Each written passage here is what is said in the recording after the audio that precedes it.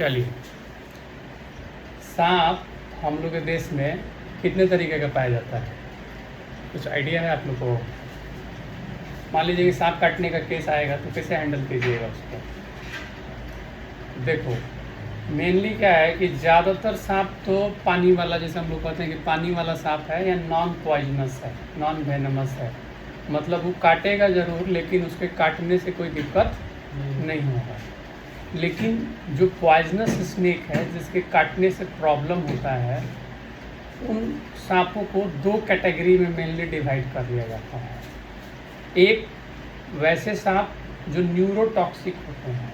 Neurotoxic का मतलब है कि उसका असर हमारे शरीर के तंत्रिका तंत्र पे पड़ेगा, नर्वस सिस्टम पे। नर्वस सिस्टम मतलब जो संवेदना हमारे शरीर को लेके जा रही है ब्रेन तक और फिर ब्रेन से वापस ला रही है, उसी को नर्वस सिस्टम कहते हैं। मान लीजिए कि कहीं गर्म है, हाथ से छू रहे हैं तो कैसे हाथ हम हटा लेते हैं, तो ये कौन काम कर रहा है इसके पीछे? Nervous system. तो जो पहला कैटेगरी है सांप का, वो हमारे नर्वस सिस्टम को ही क्या करेगा, जो नर्व्स के द्वारा संवेदना ले जाया जा रहा है ब्रेन तक और फिर वहाँ से क्या एक्शन लेना है, वो एक्शन को संपादित कर रहा है, उसी को बाधित कर देता है चैनल।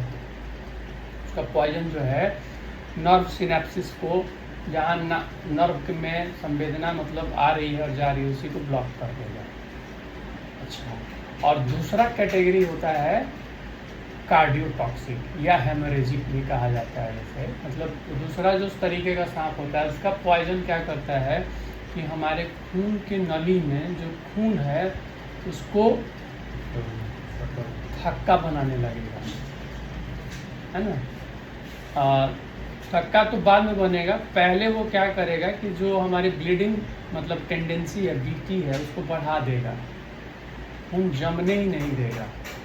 और ऐसा सांप जब काट लेगा तो जहाँ फैंग, जो सांप काटता है उसको फैंग कहा जाता है, FANG, फैंग। तो जहाँ भी फैंग बाइट होगा वहाँ से भी ब्लीडिंग शुरू हो जाएगा पेशेंट को। काटने वाले जगह से ब्लड क्या होगा, रिसने लगेगा। ठीक है, देखिए उनको दिए तो ठीक है व्हाट्सएप पे।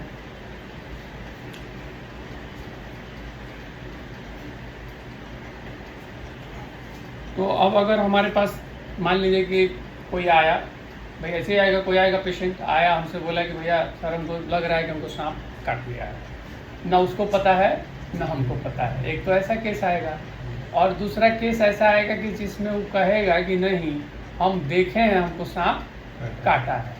दो तरीके का हमारे पास केस आएगा। तो पहला तो वो जहाँ पक्का है कि सांप काट लिया, ठीक है, या नहीं काटा। हमको पहला शुरुआती बात क्या रखनी है ध्यान, इसको बहुत ध्यान से समझ लेने की जैसे है। नॉन वेनमस है कि वेनमस है, मतलब विषैला है कि नॉन विषैला है, उसका डिसीजन हम लोग बाद में करेंगे। पहले ये तय करेंगे कि सांप या कोई भी ऐसा जानवर जिसका विष फैलने का डर है शरीर में, तो हम करेंगे क्या कि पहले तो उस जगह को अच्छे से साफ पानी से धोएंगे। उस जगह को खूब अच्छा से साफ पानी से धोना है। जितना आप टैप वाटर में डाल के उसको पानी नल का खोल दीजिए और उसके नीचे रख दीजिए, ठीक है ना। 5-10 मिनट धुल लिए। पहले के ज़माने में, अभी भी लोग करते हैं कि वहाँ चीरा लगाएंगे, है ना, कुछ लोग दांत से चूस के फेंकेंगे। ये सब गलती नहीं करना है। दांत से चूसिएगा, उसका विष है, आपके सलाइवा के द्वारा आपके ब्लड में चला जाएगा तो आप ही मर जाइएगा। ये गलती नहीं करना है। वहाँ ब्लेड से या चाकू से काटने की भी ज़रूरत नहीं है। पहले के टाइम में क्या करते थे लोग कि खूब, जैसे यहाँ पे सांप काटा तो यहाँ पे खूब कस के बांध देते थे। टूर्निकेट कहा जाता है, जैसे हम लोग टूर्निकेट लगाते हैं ना ब्लड सैंपल लेने के लिए, कैनुला डालने के लिए, वैसे ही लोग बहुत कस के बांध देते थे कि ये जो मतलब जहर है वो ऊपर शरीर में ना जाए। लेकिन उसका एक दुष्प्रभाव ये है कि अगर आप इसको कस के बांध दीजिएगा और ज़्यादा देर तक बांधे रखिएगा तो ठीक है, विष तो नहीं जाएगा, लेकिन जो यहाँ इस एरिया में ब्लड आना चाहिए इसको सप्लाई देने के लिए तो नहीं आ पाएगा ना। ऑक्सीजन यहाँ नहीं मिलेगा तो यहाँ का टिश्यू क्या होगा, ये शरीर ये पहले तो सूजेगा और फिर काला पड़ने लगेगा। और पता चला कि इसका हाथ काटना पड़ गया। मरीज बचा तो ले गया लेकिन हाथ काटना पड़ गया। तो हमारे पास अगर कोई ऐसा व्यक्ति तुरंत आ गया, मान लीजिए कि हम वही हैं और काट लिया, तो हम उसको क्या बोलेंगे कि जिस अंग में काटा है, जिस हाथ में या जिस पैर में काटा है, वहाँ हम एक लंबा रॉड लेंगे या लकड़ी लेंगे और उसको स्प्लिंट बांध देंगे। जैसे मान लो हाथ में काटा है तो एक लंबा लकड़ी लेंगे जो कि यहाँ से लेके यहाँ तक आता हो, और वो लकड़ी को नीचे सपोर्ट करके और बैंडेज से पूरा लपेट देंगे। और ध्यान ही रखेंगे कि उतना टाइट होना चाहिए कि उसमें एक उंगली ही घुस पाए, एक उंगली से ज़्यादा ना घुस पाए, और इतना टाइट भी ना हो कि मैंने उंगली घुसाने में भी दिक्कत हो, एक उंगली चला जाए, इसका ख्याल रखना है। तो स्प्लिंट बांधना है, बैंडेजिंग इतना प्रेशर से करना है कि एक उंगली लायक जगह उसमें रहे। इसको मूव नहीं करने देना है, मतलब एक पोजीशन में अगर ऐसे है तो बाकी शरीर हिलेगा, इस शरीर को हिलने नहीं देना है। नहीं हिलेगा तो क्या फ़ायदा होगा? देखो, जो भी विष काटा है वो विष का ड्रेनेज जो है, विष यहाँ काटा तो यहाँ से शरीर में जाने के लिए वो वेनस सप्लाई से कम जाएगा, लिम्फेटिक सप्लाई से ज़्यादा जाएगा। तो जब भी हम इतना प्रेशर दे के बांधेंगे ना तो उसको ब्लड मिलता रहेगा, लेकिन जो लिम्फ डक्ट सप्लाई इधर लेके जाएगा बॉडी में वो नहीं सप्लाई दे पाएगा। तो उसका विष क्या होगा? यहीं इकट्ठा रहेगा, हाथ में ही इकट्ठा रहेगा। ठीक है। अगर मान लो बांध के आया है हमारे पास, तो अब क्या करेंगे भाई?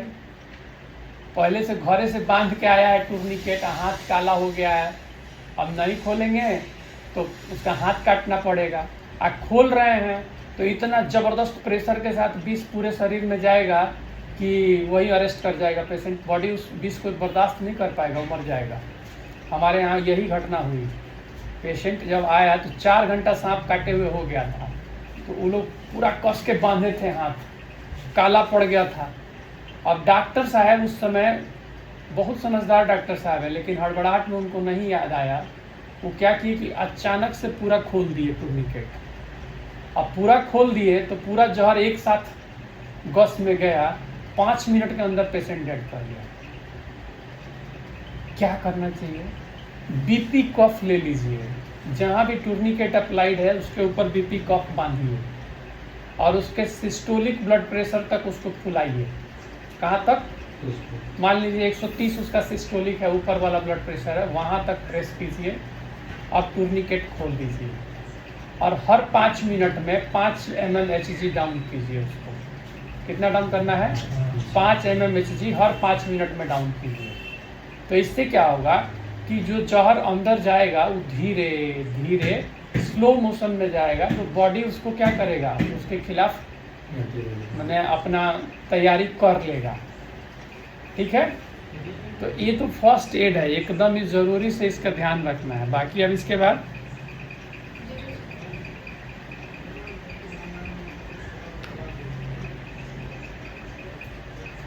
बाद हमको पेशेंट का ABC देखना है। तो हम लोग हमेशा कहते हैं कि भाई अगर कोई भी पेशेंट इमरजेंसी में हमारे पास आ रहा है तो क्या देखना है उसका? ABC। ए से एयरवे, सांस का नली खुला है कि नहीं खुला है, सांस ले रहा है, जा रहा है सांस अंदर की नहीं, कैसे पता चलेगा जी? मुंह खोल के देख लेंगे कि जीभ पलट नहीं ना गया है अंदर, मुंह में गाज उज नहीं ना है, मुंह में कुछ फंसा वसा नहीं ना है, ये चेक कर लेंगे। बी से ब्रीदिंग चेक करेंगे कि सांस ले रहा है कि नहीं, ये कैसे पता चलेगा? नाक पे हाथ रख लीजिए, हवा आएगा निकलेगा बाहर तो पता चल जाएगा कि सांस चल रहा है। कितना चल रहा है? 1 मिनट में कितना? 1 मिनट में 30 बार से ज़्यादा या 30 बार से 10 बार से कम, ये देखना होगा।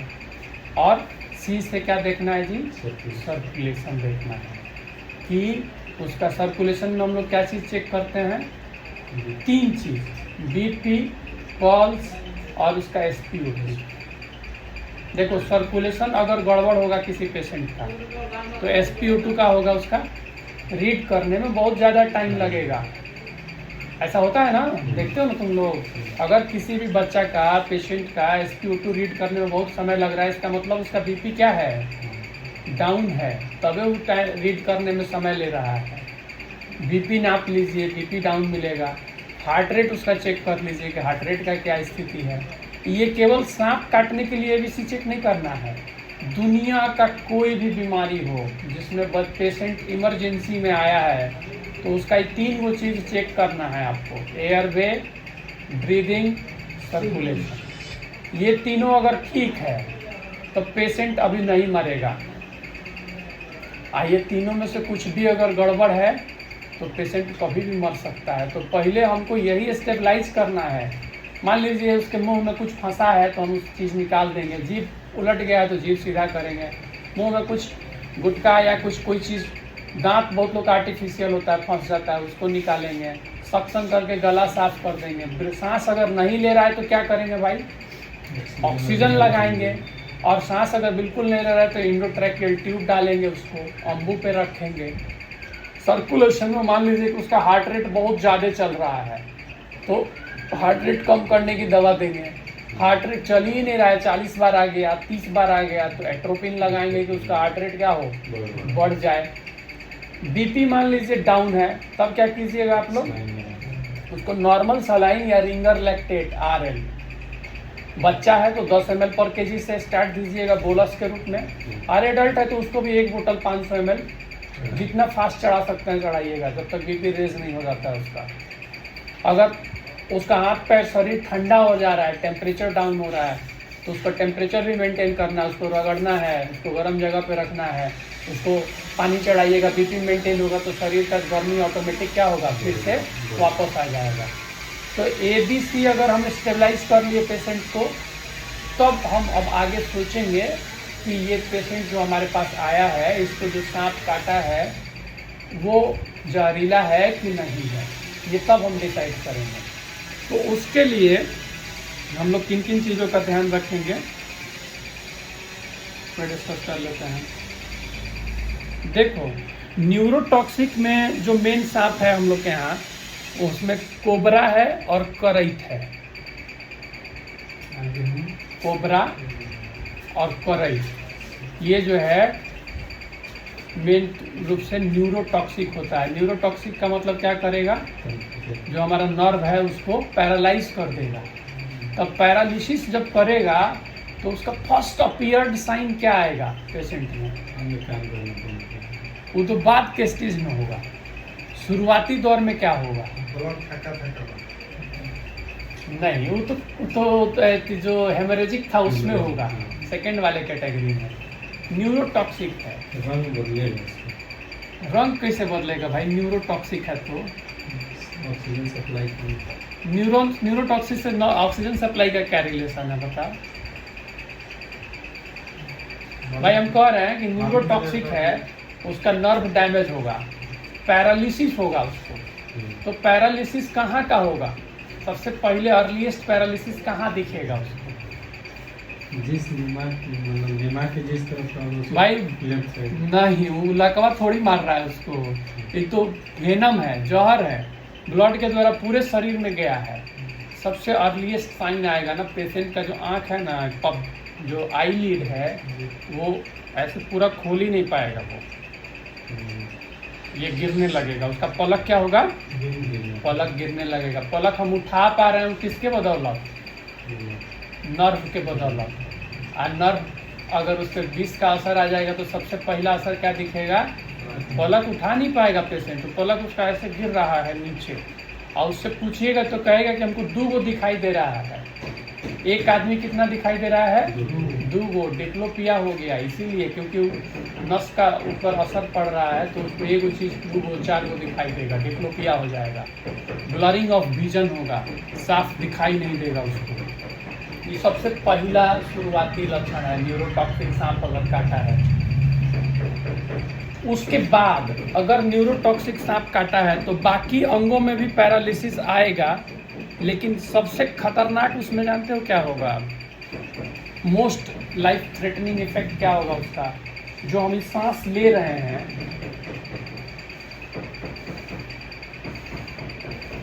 यहाँ भी तो न्यूरॉन काम कर रहा है ना, तो ये जो इसका मांसपेशी है जहाँ न्यूरॉन सप्लाई है उसको डैमेज करेगा।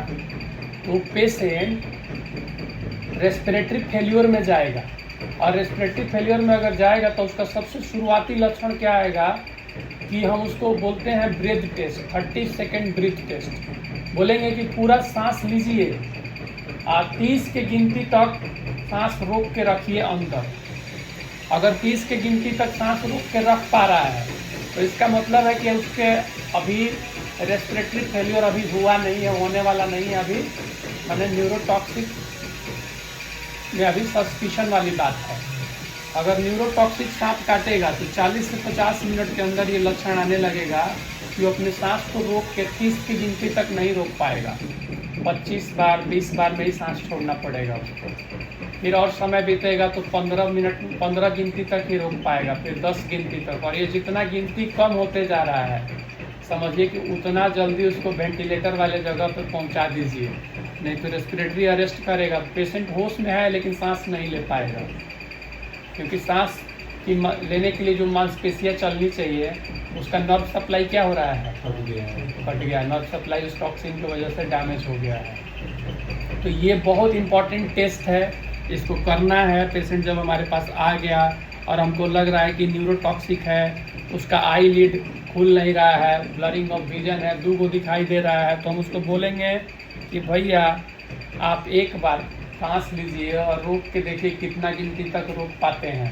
इसको सिंगल ब्रीथ टेस्ट कहते हैं। अगर ये सिंगल ब्रीथ टेस्ट पॉजिटिव आ रहा है, मतलब कि एक बार सांस लिया और 20 गिनती तक 15 गिनती तक रोक पा रहा है, तो इसका मतलब आपके पास बहुत कम समय है। जल्दी से जल्दी उसको वेंटिलेटर वाले जगह पर पहुंचाइए। उसको एंटी स्नेक वेनम बाद में चढ़ेगा, पहले उसको अच्छा। ऐसे पेशेंट में एएसबी दे भी देना है, मतलब इतना भी इंतजार नहीं करना है, एएसबी लगा भी देना है और फिर उसको वेंटिलेटर वाले जगह पर पहुंचा भी देना है। दोनों काम साइमल्टेनियस करना है, एक ही साथ करना है दोनों काम, ठीक है। ये तो हो गया भैया न्यूरोटॉक्सिक। और कार्डियोटॉक्सिक में कौन कौन सांप आता है, तो रसेल वाइपर है और 100 स्केल वाइपर है। रसेल वाइपर का फोटो तुम लोग मोबाइल पर निकाल कर देख लेना यूट्यूब पे, और 100 स्केल वाइपर का भी देख लेना। ये है तुम्हारा जो तुम कह रहे थे गेहूँ, तो ये है भैया क्या चीज़ है, कार्डियोटॉक्सिक या हेमोरेजिक। ये क्या करेगा, इसका इन्फेक्शन हो जाएगा तो जहाँ काटेगा वहीं पहला तो उसी फैंग बाइट से ही ब्लीडिंग रिसना चालू हो जाएगा। और उसके बाद क्या होगा, आईवी लाइन डालिएगा, वहाँ से ब्लड आएगा, बाहर निकलना शुरू हो जाएगा। पेशाब में उसके आँख का जो सफ़ेद वाला पार्ट है पूरा लगेगा कि आँख आ गया है। अभी कुछ देर पहले ठीक था, पूरा आँख लाल हो गया, कंजंक्टिवाइटल हेमरेज हो जाएगा। और लेट साइन क्या होगा, मतलब अगर मसूड़ा से खून आ रहा है, लेटरिन में खून आ रहा है और नाक से खून आ रहा है, तो इसका मतलब आप समय गंवा चुके हैं मतलब ओवर हो गया है। शुरुआती लक्षण क्या है, कहाँ से ब्लडिंग आएगा, जहाँ काटा है वहाँ से आईवी लाइन डालेंगे तो वहाँ से। पेशाब में अगर मसूड़ा लेटरिन में ब्लड आ रहा है या आँख में ब्लड आ गया पूरा, तो समझिए कि काफ़ी देर हो गया काटे हुए, जहर पूरा फैल गया है। कौन सा जहर है भाई, हेमोरेजिक या कार्डियोटॉक्सिक।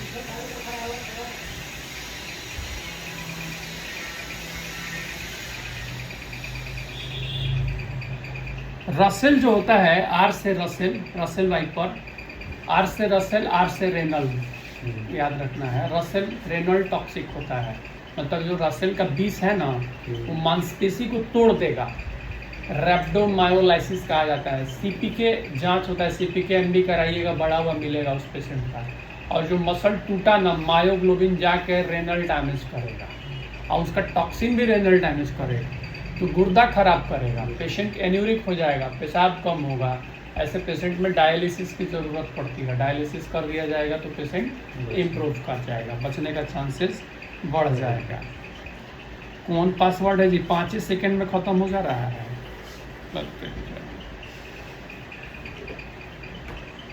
अब हमारे पास ये सब लक्षण देख लिए हम, पेशेंट आ गया। आते ही हम सबसे पहले उसको एक आईवी लाइन सेट करेंगे, ब्लड जांच निकाल लेंगे, सैंपल। क्या क्या करना है भाई, सीबीसी देख लेना है, prothrombin time, APTT activated partial thromboplastin time, ठीक है ना, फाइब्रिनोजेन और एफडीपी। फाइब्रिनोजेन डिग्रेडेड प्रोडक्ट कहा जाता है इसको।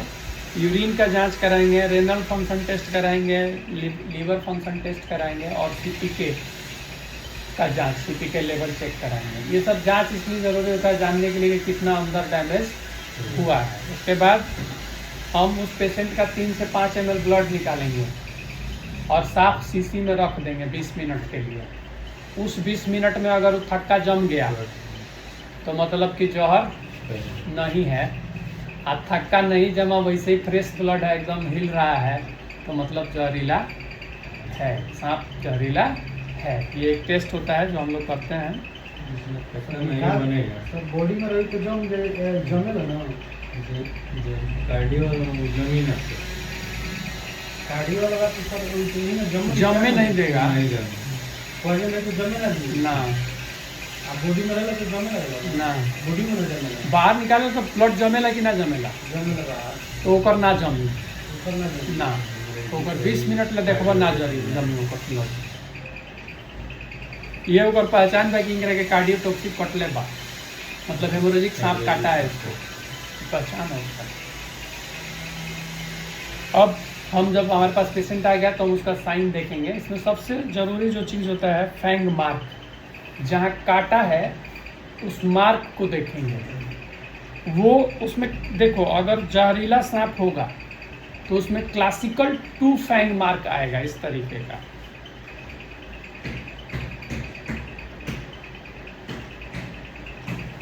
देखो ये पिक्चर देखो,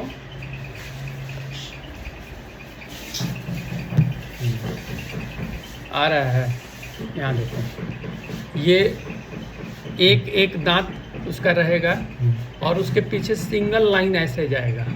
ये आपको 2 पॉइंट दिखेगा। ये क्लासिकल साइन है कि जहरीला सांप काटा है।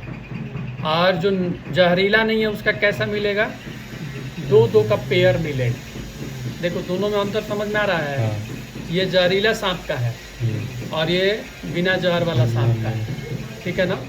तो ये एकदम स्पष्ट होना चाहिए। इसमें एक एक्सेप्शन है कि जो करैत होता है वो उसका दांत का चिन्ह नहीं आता है, करैत का, उसका दांत छोटा होता है, इसीलिए उसके दांत का साइन नहीं मिलेगा। बाकी और कोई एक्सेप्शन नहीं है। तो ये हमेशा ध्यान रखना है कि जब भी सांप कटा हुआ पेशेंट आए तो क्लासिकल फैंग बाइट है कि नहीं है उसके अंदर, ये देखना है, ठीक। अब इसके बाद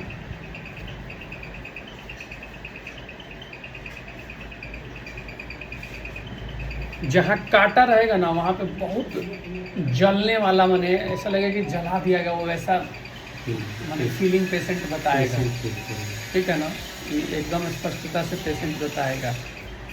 उसके बाद वहाँ लालिमा है, सूजन है और फफोला निकल जाएगा।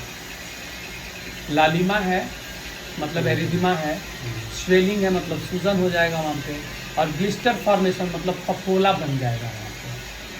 और अगर ये 3 चीज़ें उसके शरीर में रैपिडली आगे की तरफ बढ़ रही हैं, सूजन बढ़ रहा है, लालिमा बढ़ रहा है और फफोला बढ़ रहा है, तो इसका मतलब कि ये जो विष है बहुत ज़्यादा मात्रा में शरीर में गया है, बहुत मुश्किल है इसको बचा पाना, डेंजरस कंडीशन है इसका।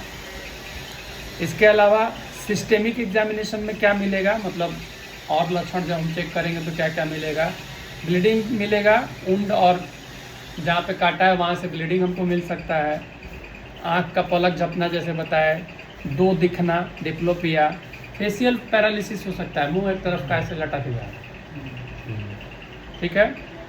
लिम्फेडिनोपैथी मिलेगा, देखो यहाँ काटेगा तो यहाँ का लिम्फ नोड तुरंत बढ़ जाएगा, यहाँ काटेगा तो यहाँ का लिम्फ नोड क्या होगा, बढ़ जाएगा, तो लिम्फेडिनोपैथी मिलेगा। उसके बाद और क्या मिलेगा भाई, अगर हम बताएं ना सिंगल ब्रीथ टेस्ट वो कम हो रहा है तो इसका मतलब रेस्पिरेटरी फेल्योर में जा रहा है, इसका लक्षण मिल सकता है हमको। अच्छा, बीपी भी कम हो सकता है उसका, मान लीजिए ब्लीडिंग वाला, अगर हेमोरेजिक वाला काटा है तो ब्लीडिंग क्या होगा, कहीं ना कहीं से ब्लीड करेगा, आंत में, पेशाब में ब्लीड करेगा, तो उसका बीपी क्या होगा, कम मिल सकता है, हाइपोटेंसिव हो सकता है। पेशेंट को एरिथमिया हो सकता है, उसका हार्ट रेट क्या होगा, इरेगुलर हो जाएगा और बढ़ जाएगा। शॉक में पेशेंट जा सकता है, मतलब हाथ पैर ठंडा होने लगा उसका, जब आप SpO2 नापिएगा तो लेट से उठाएगा या नहीं उठाएगा। इसके अलावा हाइपर कैलेमिया में लेगा, क्यों? Renal toxic. जब गुर्दा खराब हो जाएगा तो पोटासियम का लेवल क्या होगा? बढ़ने लगेगा। या मांसपेशी टूट रहा है ना, मसल लाइसिस हो रहा है, उसके वजह से भी पोटासियम क्या होगा? बढ़ावा मिलेगा, क्योंकि जब भी मसल टूटेगा तो पोटासियम रिलीज होगा। अब पोटासियम रिलीज होगा तो उतना तो शरीर हैंडल करके निकाल नहीं पाएगा पेशाब में, तो ब्लड में उसका लेवल क्या होगा? बढ़ जाएगा। अब बढ़ेगा तो उसके चलते हार्ट रेट क्या हो जाएगा? इरेगुलर हो जाएगा और बढ़ जाएगा, एरिथमिया हो जाएगा पेशेंट को। इसके अलावा जिस हाथ या पैर में काटेगा ना, वो बहुत ज़्यादा कई बार सूज जाता है, और इतना सूज जाएगा कि उस सूजन की वजह से यहाँ का ब्लड सप्लाई बाधित होने लगेगा। इसको कंपार्टमेंट सिंड्रोम कहा जाता है। ऐसा बर्निंग में भी होता है, हम बताए थे बर्न वाले केस में भी होता है कि जब भी किसी अंग में अगर बहुत ज़्यादा स्वेलिंग हो गया तो ब्लड सप्लाई को क्या करेगा? कंप्रेस कर देगा, उस एरिया का वेन का सप्लाई ना निकलेगा, आर्टरी वाला सप्लाई आएगा नहीं, तो उस सड़ने का डर हो जाएगा। तो उसमें फैसियाटमी करना पड़ता है, मतलब मांस काटना पड़ेगा, काट के जगह बनाना पड़ेगा, प्रेशर कम हो, इधर से ब्लड सप्लाई आना जाना चालू हो। ठीक है, तो इसके लिए ध्यान रखना है। हमें लागत अनु कि महारानी के खजाना बा ब्रिटेन के 5 सेकंड में भाग जाता है। पेशेंट अगर शॉक में बा तो क्या करे के बा? IV फ्लूइड देवे के बा, नॉर्मल सलाइन और RL देवे के बा। अब यहाँ पे आ जाता है कि हम ASB दें कि ना दें। तो देखिए, अगर हम कोई जितना लक्षण हम बताए हैं ऊपर, अगर ये है पेशेंट में, तो सोचना नहीं है, देर नहीं करना है, जितना जल्दी संभव हो उसको एंटी स्नेक वेनम देना है। क्या डोजेज होगा भैया? तो ASB जो है 50 ml ASB का लेना है, उसको 500 ml NS या डेक्सट्रोज D10 D5 या DNS इसमें मिला देंगे, और उसके देने से पहले एक इंजेक्शन एविल जरूर देंगे, क्योंकि ये जो बनता है ना स्नेक वेनम, वो आदमी के शरीर में विष डाल के नहीं बनता है। जानवर के शरीर में विष को थोड़ी मात्रा में डाल के, और उस विष के खिलाफ जानवर का शरीर क्या बनाया? एंटीबॉडी बनाया, और उस एंटीबॉडी को हम निकालते हैं तो प्योर नहीं होता है, इम्प्योर होता है। तो उसमें उस जानवर के शरीर का भी कुछ प्रोटीन आएगा, और उस प्रोटीन की वजह से शरीर एलर्जिक रिएक्शन कर सकता है। तो वो allergic reaction immune IgE mediated होता है, इम्यूनोग्लोबुलिन E मीडिएटेड होता है, और जितना इम्यूनोग्लोबुलिन E मीडिएटेड रिएक्शन होता है उसमें मास्ट सेल एक्टिवेट होता है, और मास्ट सेल हिस्टामिन रिलीज करता है। हिस्टामिन के लिए हम लोग एंटी हिस्टामिनिक, हमारे पास एविल फर्स्ट क्लास का एंटी हिस्टामिनिक है, तो हम क्या करते हैं कि पहले एक एविल इंजेक्शन उसको ठोक देंगे, उसके बाद ASB स्टार्ट करेंगे। 50 ml ASB 500 ml normal saline या D10 में डाल के शुरू करेंगे, और धीरे धीरे ड्रॉप बाय ड्रॉप शुरुआती देंगे। ठीक है, शुरुआती क्या करेंगे? ड्रॉप बाय ड्रॉप देंगे। क्यों? क्योंकि उसमें एनाफाइलेक्टिक रिएक्शन होने का डर है। तो हमारे पास हाथ में एविल का इंजेक्शन, एड्रेनालिन का इंजेक्शन और प्राइमाकॉट का इंजेक्शन हाथ में रहना चाहिए लोड करके।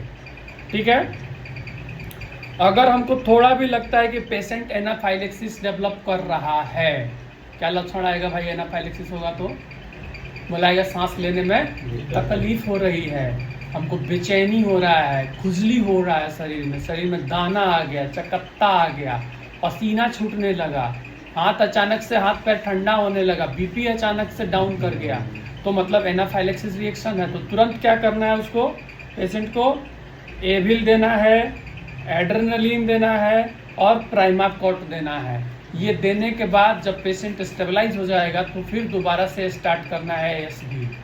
ठीक है, और सिम्टम अगर बना रहा है ASB चढ़ जाने के बाद भी, तो दोबारा भी देना है, तिबारा भी देना है, चौबारा भी देना है। जब तक सिम्टम प्रेजेंट है मैंने 20 का, तब तक ASB हम रिपीट कर सकते हैं। उसको लोग 40 भाइल तक ASB दे देते हैं पेशेंट को। ठीक है ना, और उसको एक टेटनस का इंजेक्शन जरूर लगाएंगे और एक एंटीबायोटिक भी लगा देंगे प्रोफाइलेक्सिस के लिए। न्यूरोटॉक्सिक साइन अगर प्रेजेंट है पेशेंट में, तो उसको एट्रोपिन 0.6 मिलीग्राम, एडल्ट पेशेंट है तो 0.6 मिलीग्राम IV कर देंगे हम। ठीक है, और बच्चा है तो 50 माइक्रोग्राम पर केजी बॉडी वेट के हिसाब से एट्रोपिन उसको लगा देंगे न्यूरोटॉक्सिक है तो।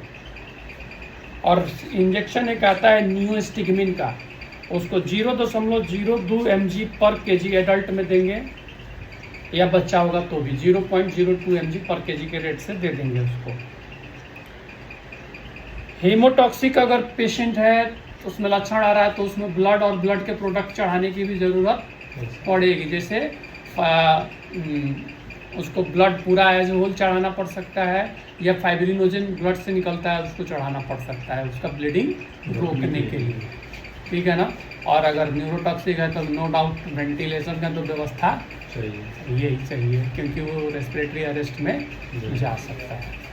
तो इतना सारा चीज़ है, इसको ध्यान में रखना है। मोटा मोटी में हमको डिफ्रेंशिएट कर लेना है कि न्यूरोटॉक्सिक है कि कार्डियोटॉक्सिक है। न्यूरोटॉक्सिक है तो आँख का जो पलक है वो झुक जाएगा, कार्डियोटॉक्सिक है तो जहाँ काटा है वहाँ से ब्लीडिंग होगा। अब न्यूरोटॉक्सिक है तो हम भैया उसका ब्रीथ टेस्ट चेक कर लेंगे, सांस रोक पा रहा है कि नहीं, हमारे पास कितना समय है। और ये वाला है अगर हेमोरेजिक तो देख लेंगे मुंह से नाक से ब्लीडिंग अभी नहीं ना आया है, मतलब अभी टाइम है हमारे पास। मुंह और नाक से ब्लीडिंग आ रहा है मतलब टाइम ख़त्म है, ठीक है। उसके बाद ABC चेक कर लेंगे, ABC स्टेबलाइज करेंगे, ASB स्टार्ट करेंगे और पेशेंट को मैकेनिकल वेंटिलेटर वाले जगह पे शिफ्ट करा देंगे। या अगर हेमोरेजिक है तो ब्लड प्रोडक्ट चढ़ाना पड़ेगा तो उसके लिए भी हायर सेंटर पर भेजना है, तो वहाँ पर भेजेंगे पेशेंट। तो ये कथा है स्नेक बाइट की, इसको दिमाग में रखिएगा।